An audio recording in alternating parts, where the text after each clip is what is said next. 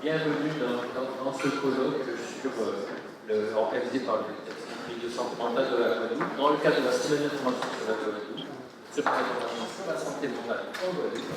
Et Madame Directrice de l'EPSM a la parole pour son émission.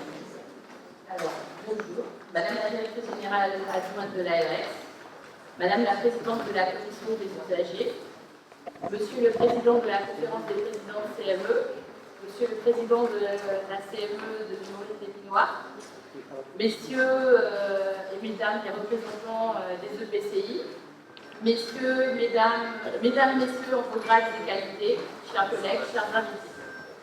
Depuis le 7 octobre a démarré la 35e édition des Semaines d'information en santé mentale, qui a pour thème cette année olympique en mouvement pour notre santé mentale. Les CIS sont un événement annuel qui a pour but de réunir l'ensemble des acteurs, patients, usagers, professionnels libéraux, pour promouvoir la santé mentale en favorisant la découverte. Puisqu'il n'y a pas de santé mentale, il n'y a pas de santé sans santé mentale, cette rencontre est essentielle dans le contexte actuel où la santé mentale vient d'être reconnue comme grande cause nationale par le Premier ministre.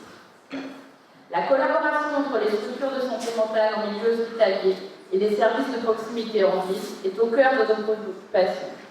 Il ne s'agit plus de penser les soins de manière cloisonnée, mais bien de les intégrer dans un continuum qui repose sur une relation forte entre tous les acteurs de terrain, les médecins généralistes, les psychologues, les infirmiers, les travailleurs sociaux et bien sûr les patients eux-mêmes et leurs familles. L'hôpital, lieu de soins spécialisés, doit pouvoir compter sur une articulation fluide avec les professionnels en ville, car bien souvent, c'est en amont et en aval de l'hospitalisation que se jouent les enjeux cruciaux. L'accès à des soins de ville permet d'éviter des hospitalisations non nécessaires, tandis qu'une prise en charge coordonnée à la sortie de l'hôpital est essentielle pour prévenir les rechutes et assurer une continuité des soins. Il est crucial que cette coopération ne se limite pas seulement à une question d'organisation, mais qu'elle repose sur un véritable dialogue entre les différents acteurs. Les enjeux sont multiples: garantir un accès équitable aux soins pour tous, améliorer les conditions de prise en charge des patients et renforcer la prévention des troubles. Aujourd'hui, nous allons explorer les meilleures pratiques, échanger sur les difficultés rencontrées et surtout envisager les solutions pour renforcer cette coopération indispensable entre la vie et l'hôpital. Je suis convaincue que ce séminaire sera l'occasion d'avancer ensemble, de partager des idées innovantes et de poser les bases d'une coopération encore plus forte au service de la santé mentale de nos concitoyens. Je vous remercie et comme hier, je vous dis en vous-même.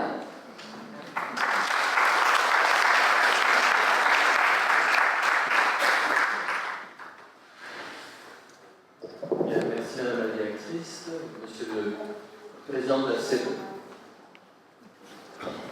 Donc, la parole au Président de la CME, de la Commission médicale d'établissement, Docteur Le Gall. Mesdames et Messieurs, bonjour.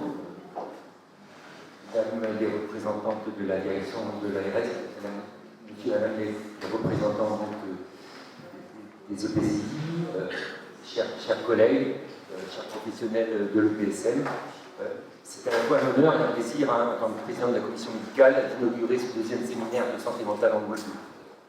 Ce séminaire a trouvé sa place naturellement au beau milieu de ces 2 semaines décisives. Nous espérons que notre contribution, que ce soit par des conférences, des ateliers, des journées portes ouvertes, des concerts également, permettent de changer le regard de notre société sur la santé mentale. Hier, justement, nous avions consacré une journée entière sur architecture et santé mentale. C'est notre préoccupation et notre mission que d'améliorer et d'adapter les espaces de vie et de soins afin que les patients et professionnels gagnent en confort, en sécurité et en qualité de prise en charge. Nous ne pouvons que nous réjouir que la santé mentale soit élue comme grande cause nationale par nos dirigeants. Nous devons sans cesse avoir pour objectif d'améliorer le parcours du patient, affiner nos relations entre ville et hôpital. Alors, comment toujours faciliter l'accès au CNP, veiller à la gestion des soins non programmés et comment également, par exemple, améliorer l'articulation avec les services d'urgence, que ce soit pour les enfants, les adolescents ou les adultes. Ces défis, je dirais, sont clairement identifiés. À nous de les relever aujourd'hui, d'en débattre lors de ce séminaire, ou après les 2 conférences inaugurales, vous entendrez et partagerez des retours d'expérience et des exemples de coopération. Nous vous remercions pour votre présence, nous remercions vivement les intervenants et nous souhaitons également une excellente journée.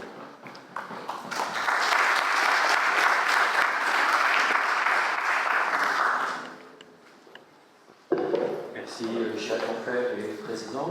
Donc, la parole est ensuite Madame Robert, qui est présidente de la commission des usagers. Les usagers sont des partenaires essentiels en santé mentale. Rien ne se fait, rien ne doit se faire sans les usagers, et on présente des usagers et des familles. Vous avez la parole. Oui, merci. Bonjour à tous. Donc, représentant des usagers, je suis une élue. Mon association d'origine, c'est l'UNAFAM. Donc, mesdames, messieurs, honorables participants à ce séminaire, je suis ravie d'apporter ma part à ce programme immense qui vous est proposé ce jour. Je suis là en tant que présidente de la CDU, la Commission des usagers, qui existe pour défendre les droits des usagers de l'EPSMG, donc l'établissement public de santé mentale de la Guadeloupe. Je voudrais vous apporter la vision que nous avons du sport comme facteur de bien-être pour les usagers. La confusion entre activité physique et le sport est fréquente. Les 2 appellations sont liées et contribuent au bien-être. Le sport fait ressentir une activité structurée et codifiée, tandis que l'activité physique donne une notion beaucoup plus large du mouvement du corps. On observe que ces 2 pratiques se développent autour de nous, comme la marche à pied, la natation, le vélo d'appartement et bien sûr le ménage.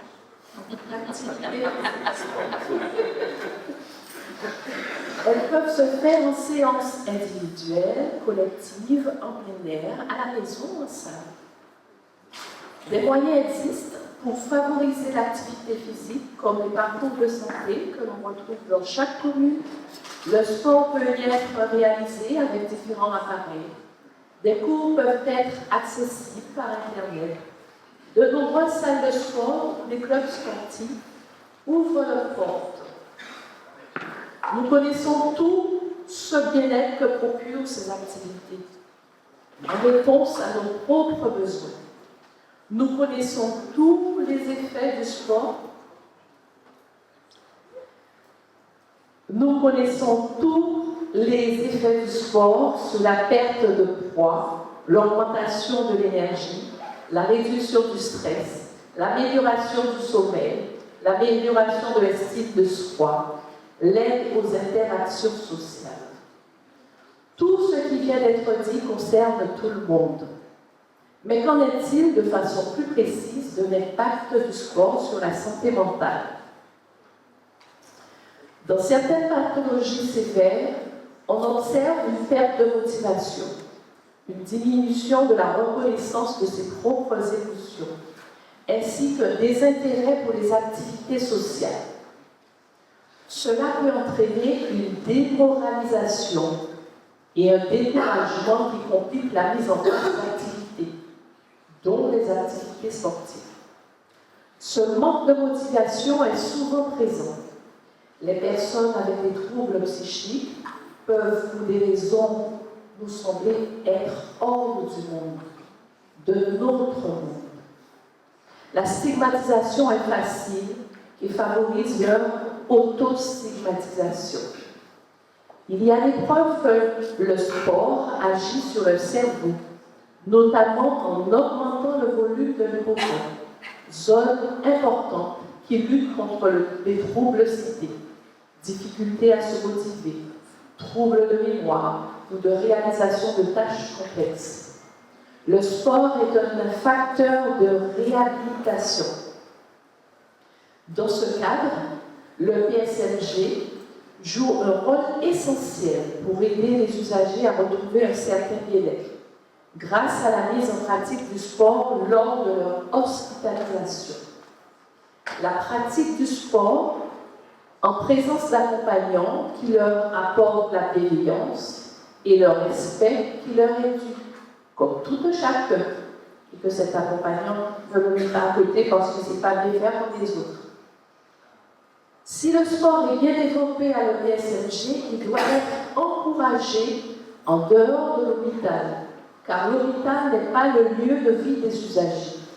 Il est essentiel d'organiser le suivi à l'extérieur et d'en assurer la continuité. Il est important d'identifier les lieux et de former les personnes qui accompagneront les usagers en les sensibilisant à l'écoute, à la bienveillance et aux spécificités des maladies psychiques. Des moniteurs de sport adaptés existent, mais comment les rencontrer? Comment faciliter le sport préféré et dépasser les obstacles physiques ou financiers? Les Jeux olympiques ont rassemblé des athlètes d'exception qui repoussent les limites du possible. Certains sportifs, malgré leur handicap psychique, réalisent des performances et inspirent des millions de personnes à travers le monde. Leurs histoires sont souvent marquées par la détermination, la résilience et la passion du sport. Les sportifs de haut niveau ont osé aborder leur fragilité psychique, un sujet qui concerne tout le monde, y compris les athlètes. En brisant les tabous autour de ce problème, ils encouragent de nombreuses personnes à chercher de l'aide et permettent aux familles de se sentir moins isolées. Alors, il y a quelques exemples d'athlètes, comme Michael Phelps, l'ancienne génération, qui a été nageur, Naomi Osaka, Simone Biles. Tous ces athlètes ont pu parler de leurs problèmes psychiques. Donc tout cela concourt à prouver que, quelle que soit la pathologie, le sport est à promouvoir et est un facteur d'amélioration de la vie de chacun. Merci de m'avoir écouté.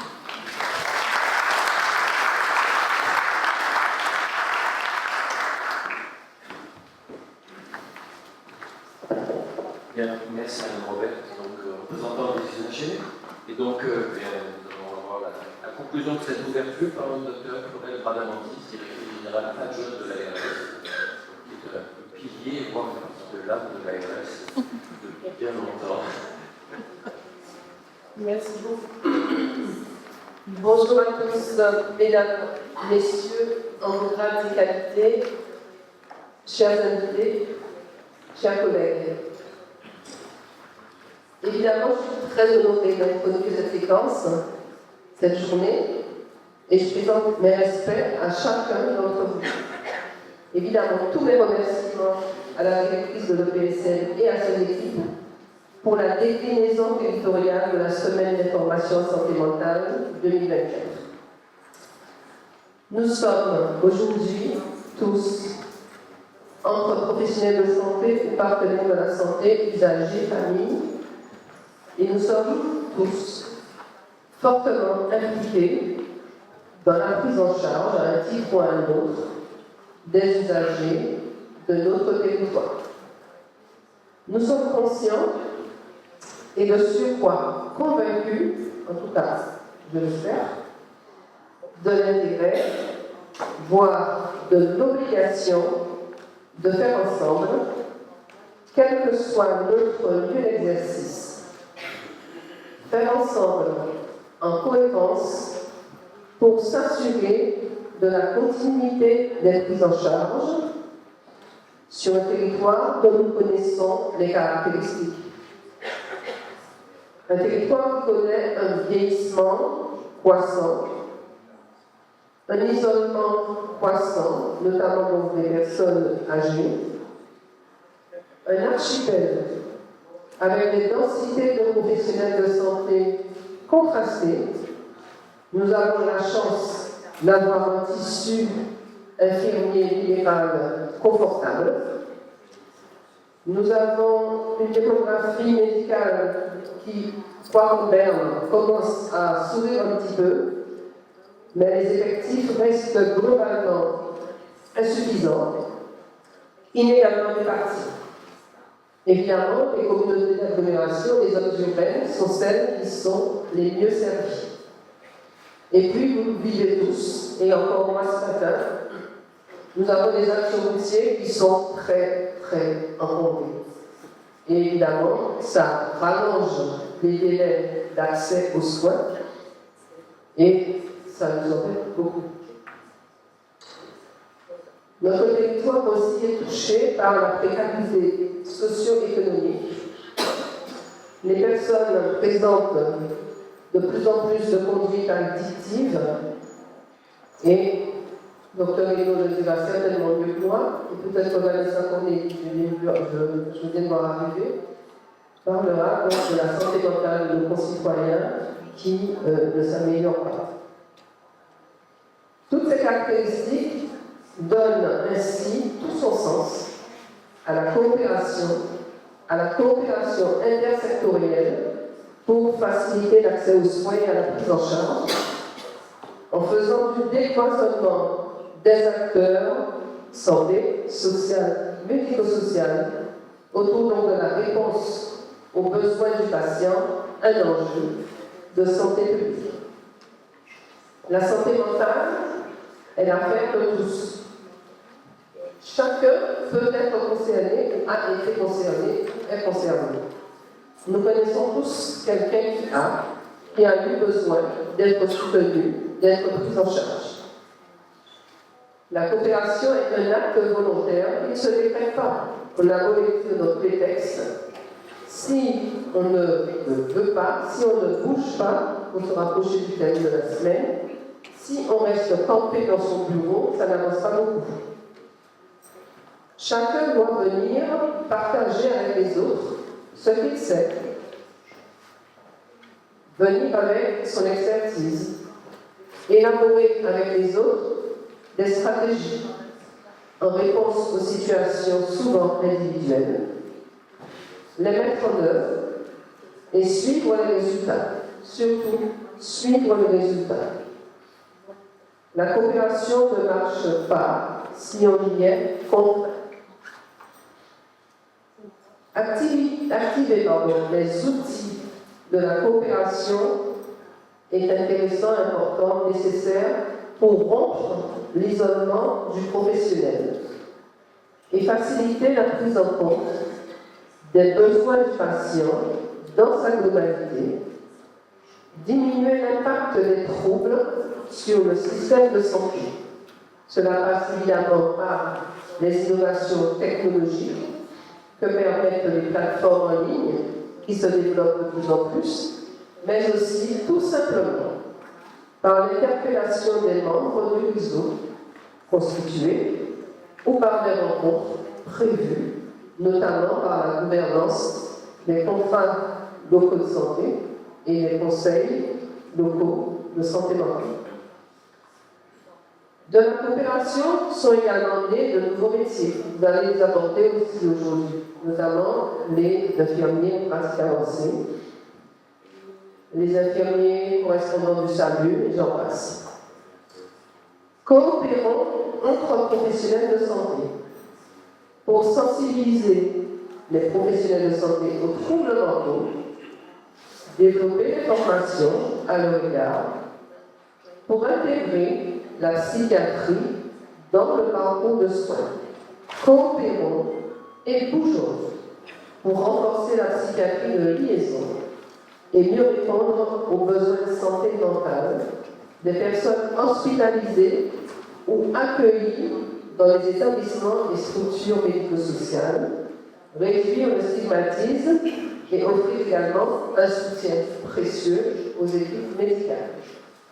Coopérons pour mieux réussir l'inclusion des personnes vivant avec des troubles mentaux. Ensemble, il peut être créé un mouvement qui valorise des activités clés d'une meilleure santé mentale. Et puis, c'est l'espoir en tout cas, coopérons vers un urbanisme plus favorable à la santé mentale.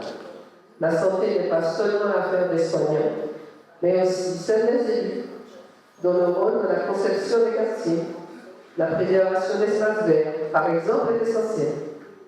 et la végétalisation, facteur d'apaisement et de mieux-être. Et cela fait de lien avec le thème de la journée d'hier. Mais pour cela, il faut sortir parfois de notre zone de confort. Il faut bouger, donc osons bouger pour mieux coopérer ensemble pour notre santé mentale. Je vous remercie.